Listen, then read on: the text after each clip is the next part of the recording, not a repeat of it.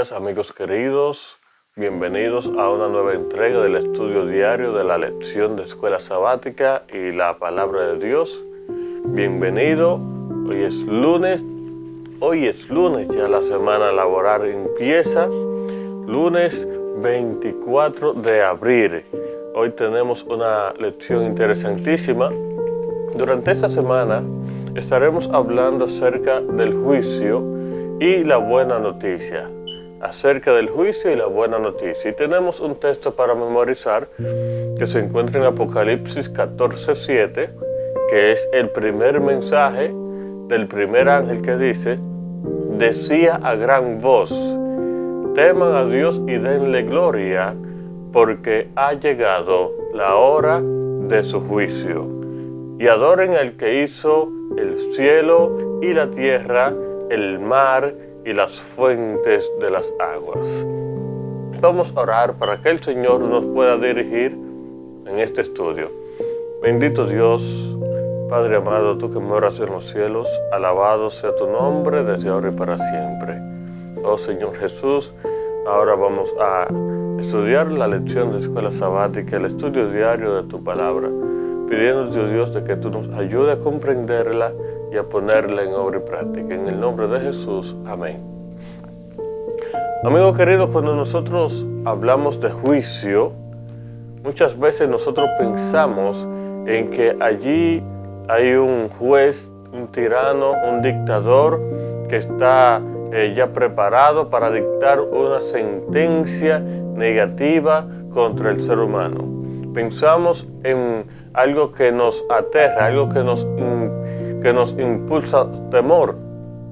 Realmente, la historia del juicio es algo muy diferente. El juicio de Dios es muy diferente, porque vemos un juicio donde se presenta amor, un juicio donde se presenta ternura, un juicio donde se presenta el deseo de Dios por salvar a toda la humanidad. En el día de hoy, lunes 24 de abril, estaremos analizando acerca de la misericordia y el juicio de Dios. ¿Qué relación existen entre la misericordia y el juicio de Dios?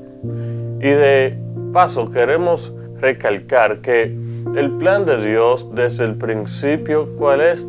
Salvar a toda la humanidad. Ese es el plan de Dios. Por eso el cielo hizo todo lo posible para poder salvar a la humanidad. Recuerda lo que dice allí en el libro de Romanos 6:23. Porque la paga del pecado, ¿qué cosa? Es la muerte. Nosotros estábamos destinados a morir. Nuestro destino era la muerte porque esa era la ley. El que cometió un pecado, el que infringía la ley, debía morir. Y ese era nuestro destino. Sin embargo, vemos que la gracia de Dios, la misericordia de Dios se puso en marcha inmediatamente, porque dice, más el don gratuito, ¿verdad?, de la ley, el don gratuito de Dios es la vida eterna. Entonces allí se pone en marcha inmediatamente la misericordia de Dios. La cruz y el juicio revelan que Dios es justo y misericordioso. Allí en la cruz. ¿Justo por qué? Porque la ley se tiene que cumplir. La paga del pecado es la muerte. Nosotros debiéramos morir porque la ley se tiene que cumplir. La ley no se puede infringir por ningún motivo. Ahora bien, ¿qué pasa aquí? Que en la cruz se refleja la misericordia de Dios. Porque ¿qué pasó? Cristo Jesús se entregó, vino a morir en la cruz del Calvario por nosotros, para que nosotros pudiéramos tener la vida de Él, la vida eterna. Entonces, no significa que la ley no se cumplió, claro. Lo que pasa es que hubo un sustituto. En vez de nosotros morir eternamente, entonces Cristo Jesús vino y murió por nosotros, porque el deseo de Dios, el deseo del cielo, no es que el ser humano se pierda, no es que el ser humano muera. Ese no es el deseo de Dios. El deseo de Dios es que el ser humano viva para siempre. Por eso el Señor nos quiere brindar o nos brinda a diario a nosotros la vida eterna. Entonces allí en la cruz del Calvario se refleja la misericordia de Dios. Si la ley de Dios pudiera haberse cambiado o abolido, o abolirse, habría sido totalmente innecesario que Jesús muriera. Habría sido necesario, porque no hubiese habido necesidad de que Jesús muriera si la ley de Dios se hubiese podido abolir. No había necesidad. Bueno, yo soy Dios, yo puse la ley, yo la puedo abolir. No hay necesidad de que nadie muera. No hay necesidad de que Jesús entregue su vida.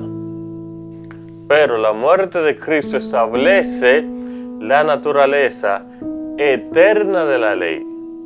La muerte de Cristo establece la naturaleza eterna de la ley. La ley es eterna, la ley es inquebrantable. ¿Por qué? Porque la ley proviene de Dios. Y Dios es un Dios eterno, un Dios que no cambia, un Dios inquebrantable.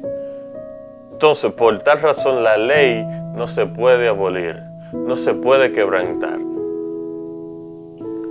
Dios no quería entregar a su Hijo para que viniera a morir aquí a la cruz del Calvario. Claro que no, a Él le dolió en su corazón. Jesús no quería pasar por este Calvario.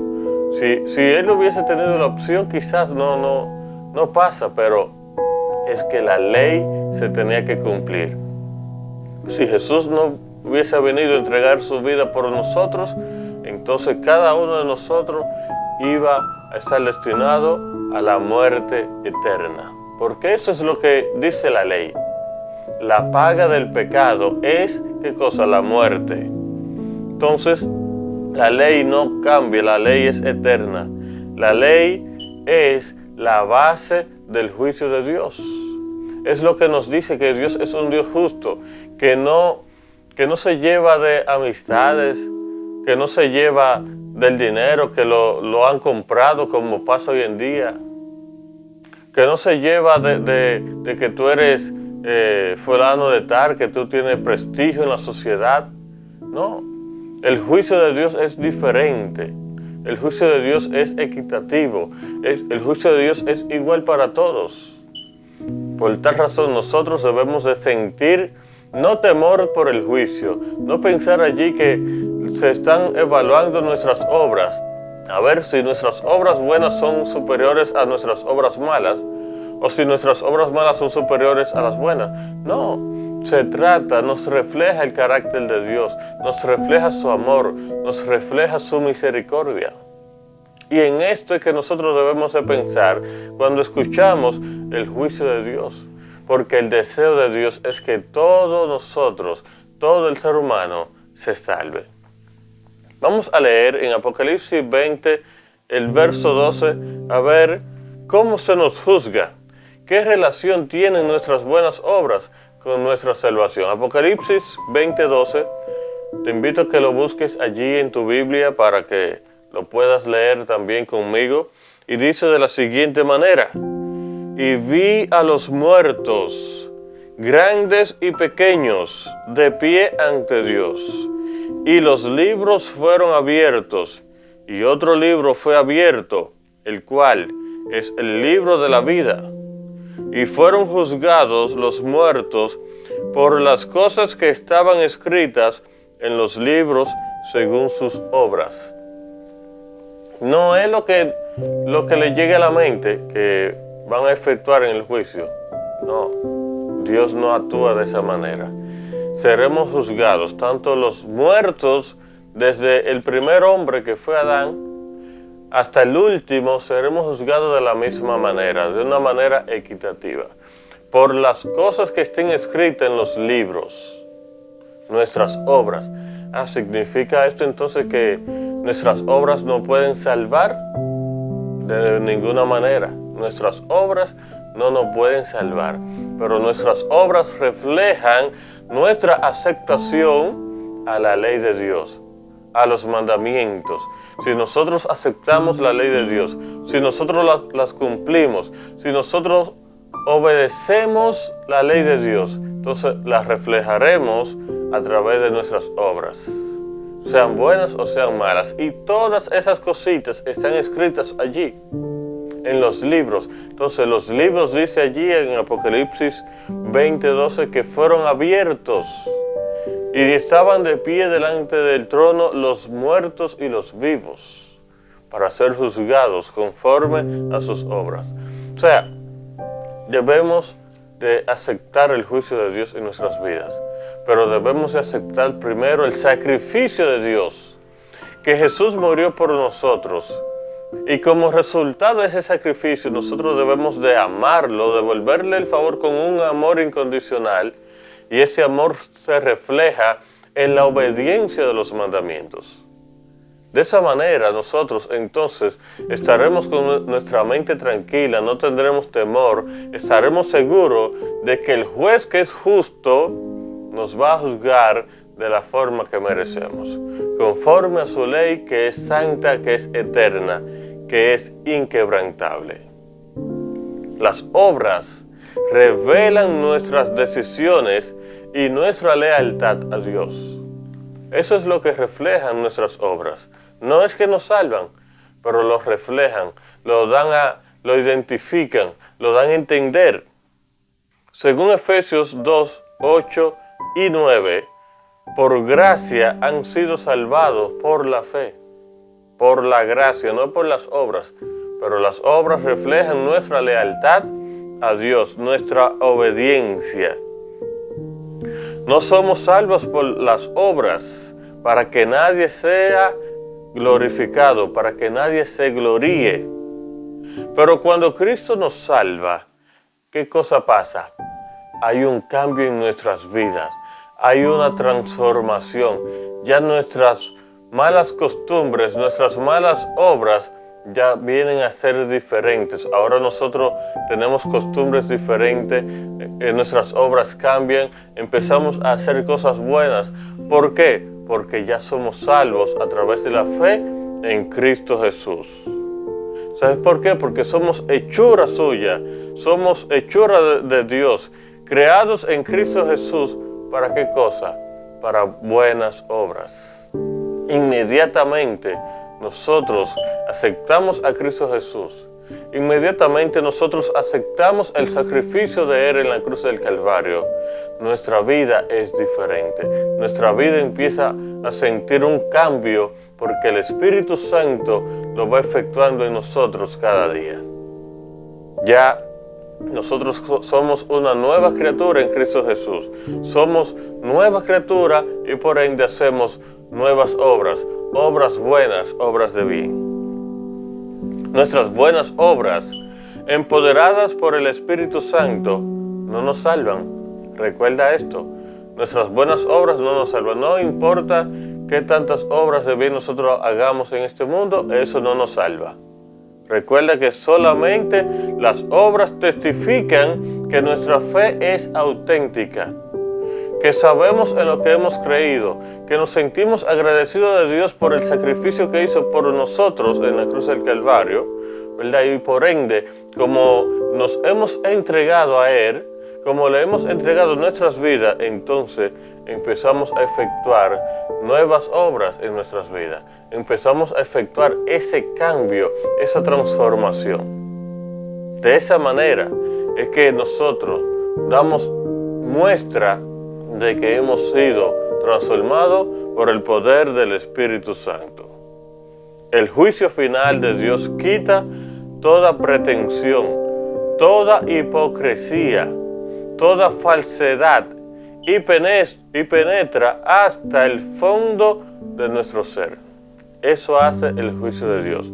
Todas esas cosas malas, Él las saca de nuestras vidas. Al describir nuestra posición delante de Dios en el juicio, Elena de White ofrece esta poderosa perspectiva de cómo el Evangelio y el juicio van de la mano. El hecho de que los hijos reconocidos de Dios están representados como de pie delante del Señor con ropas inmundas debe inducir a todos los que profesan su nombre a sentir humildad y escudriñar profundamente su corazón. Los que están de veras purificando su alma y obedeciendo a la verdad, tendrán una muy humilde opinión de sí mismos.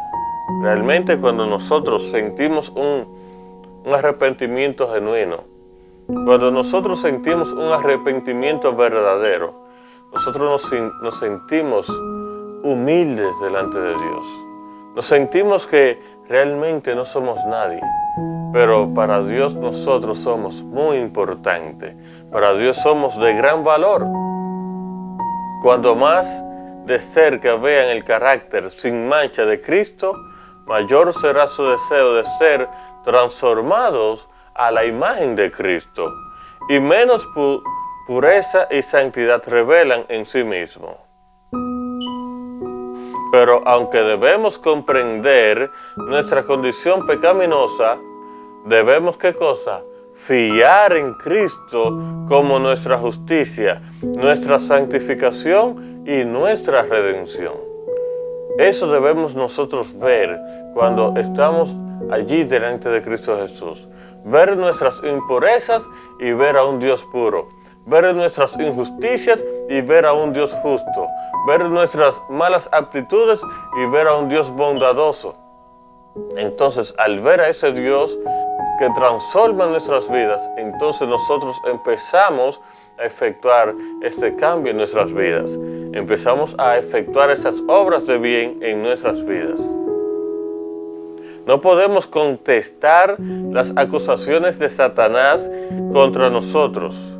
Solo Cristo puede presentar una intercesión eficaz en nuestro favor. Solamente Cristo. Nosotros no podemos, porque Satanás desde el principio ha estado acusando tanto a Dios como un tirano, como un dictador, como un juez injusto, como también a nosotros que somos pecadores, que somos desobedientes. Ese es el trabajo de Satanás, juzgar. Él nos juzga, nos señala, nos critica desde el principio. Pero Jesús nos defiende como nuestro abogado que es. Solamente Jesús puede defendernos, solamente Jesús puede sacar la cara por nosotros, porque Él sabe nuestras actitudes, Él conoce nuestro corazón, Él ve nuestras obras. Él puede hacer callar al acusador con argumentos que no se basan en nuestros méritos, sino en los suyos. Entonces, surge una pregunta: ¿cómo percibes, en palabras de Elena de White, que el Evangelio es inseparable del juicio? ¿Qué esperanza puedes inferir de este vínculo entre el Evangelio y el juicio? Hay una relación íntima entre el Evangelio y el juicio, porque el Evangelio presenta a Cristo Jesús. El Evangelio presenta a un Dios misericordioso. El Evangelio presenta a un Dios que nos quiere salvar, a un Dios que nos transforma y nos hace nuevas criaturas en Cristo Jesús. Eso es el Evangelio. Eso es lo que presenta, ¿verdad?, el mensaje del primer ángel. Un evangelio de salvación, un evangelio de amor, no un evangelio de miedo, no un evangelio de tiranía. No, hay una relación. El juicio se está llevando a cabo y nuestras obras están siendo verificadas. No para salvarnos, las obras no nos salvan, pero identifican nuestra lealtad a Dios. Identifican nuestra aceptación de Dios. El Evangelio es un Evangelio eterno, un Evangelio de amor, un Evangelio de misericordia. Así que, amigo querido, hermano que me escucha, si tú en alguna ocasión has sentido temor por el juicio, si en alguna ocasión tú has sentido miedo, te da grima cuando escuchas esta frase, el juicio de Dios, yo te insto a que mires a Jesús, a que analices el sacrificio de Jesús en la cruz del Calvario, que vino a este mundo a entregar su vida por amor a ti y por amor a mí. Porque Cristo Jesús, Dios, el cielo, no quiere que nosotros nos perdamos. Dios no quiere que nosotros nos nos quedemos perdidos en este mundo de pecado. Él quiere salvarnos, Él quiere hacer una obra transformadora, una reformación en nuestras vidas. Ahora bien, eso depende si tú y yo lo aceptamos como nuestro Salvador personal. Si nosotros nos perdemos, nos vamos a perder, no porque el cielo lo quiera, sino por nuestra propia decisión. Así que mi invitación en esta mañana, mi invitación en este día, es que aceptes a Jesús como tu Salvador personal. Que veas a Jesús no como un juez dictador, un juez tirano, sino como un juez misericordioso, un juez justo, un juez de amor que te quiere salvar. Vamos a orar para agradecer a Dios por este estudio que tuvimos en esta mañana. Padre, gracias, porque tú nos muestras en tu palabra que tú eres un Dios de amor, un Dios de misericordia, un Dios que nos quiere salvar y que está haciendo todo lo posible, que el cielo se está moviendo a nuestro favor para que nosotros obtengamos el perdón de nuestros pecados. Ayúdanos a comprender que el juicio se está efectuando a nuestro favor, siempre y cuando nosotros te aceptemos como nuestro Salvador personal. Te pedimos una bendición muy especial por cada uno de los amigos que comparte con nosotros este estudio, que comparte con los demás tu palabra, que tú puedas bendecirlo grandemente, que tú seas con cada uno de ellos donde quiera que estén. Sé con nosotros en este hermoso día. Dirígenos y protégenos en el nombre de Jesús. Amén y amén. Que Dios te bendiga, amigo querido, que Dios te guarde, que la paz de Dios pueda reinar en tu corazón en este día y que puedas comprender que Dios te quiere salvar. Estuvo contigo en este momento tu hermano y amigo Víctor Ferreira. Bendiciones.